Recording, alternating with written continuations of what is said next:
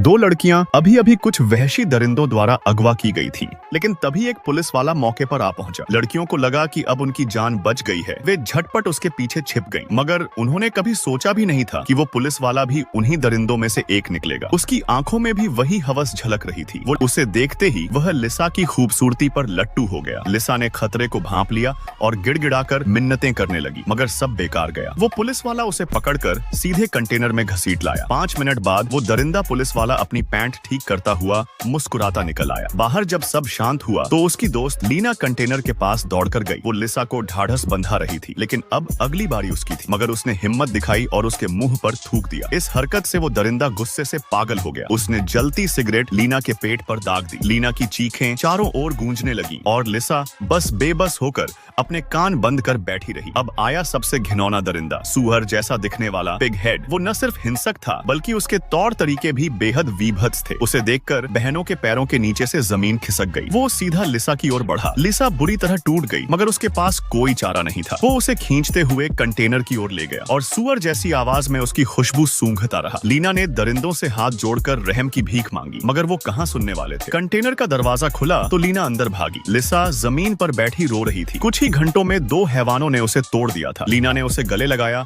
और कहा कि वो एक मौका मिलते ही इन सब से बदला लेंगी। कुछ दिनों बाद वो दरिंदे 2 और लड़कियों को पकड़ने निकल पड़े और पीछे बस कर्ली बालों वाला एक ही आदमी रह गया। लीना और लिसा ने इसका फायदा उठाने की सोची। उन्होंने उसे बहकाना शुरू किया। वो चौंक गया। जिन्हें वो इतना घृणा करता था, वो अब उसे खुद लुभा रही थी। लीना ने डांस शुरू किया और कर्ली का हवस 7वें आसमान पर पहुंच गया। जैसे ही वो लपकने को हुआ, लीना ने उसके गले पर दांतों से वार किया, सीधा धमनी पर। लिसा डर गई, मगर भागना जरूरी था। 2 नसोई ने जंजीरें तोड़ी और वहां से पुलिस की गाड़ी लेकर भाग निकली। अब वह बहनें रुकने वाली नहीं थीं। सीधे गईं एक हार्डवेयर की दुकान में। वहां से हथियार उठाए और कसम खाई कि अब कोई नहीं बचेगा। पहला निशाना था उनका सरगना। उसे कुछ समझ आता उससे पहले ही उसकी तरफ स्टील बॉल्स फेंकी गईं। उसका चेहरा खून से सन्न गया। होश आया तो वो बंधा हुआ था। उसने पैसे देने की पेशकश की, मगर बहनों ने उसे धोखे से फंसा लिया। पैसे और पिस्तौल तो मिली, मगर उसका अंत तय था। उसने सबका नाम उगल दिया, यहाँ तक कि पिग हेड का ठिकाना भी। पर लिसा और लीना ने उसे भी बख्शा नहीं, सीधे उसे गोली मार दी। अब वे पहुंची एक चर्च में, जहां एक टैटू के जरिए उन्हें पता चला कि पादरी ही असल में वही पिग हेड था। लीना ने उसे बहकाया और जब वो लिसा को दबोचने बढ़ा तो पीछे से लिसा ने उसे बेसबॉल बैट से मार गिराया। फिर उसे कार से बांधा और दूर ले जाकर पेट्रोल डालकर जिंदा जला दिया। अब बारी थी उस औरत की जिसने उन्हें पहले बेच दिया था। इस बार बहनें उसके सामने उसके बेटे को मारने लगी। एक डंडा मारा, लड़का गिर पड़ा। औरत चीखने लगी, मगर वो जितना चिल्लाती बहनें उतना ही उत्साहित होती। डंडे पर डंडा बरसाया जब तक लड़का लहूलुहान नहीं हो गया। फिर उन्होंने औरत को भी मार डाला। पहले उसके बेटे के हाथ में पिस्तौल थमाई, फिर सब कुछ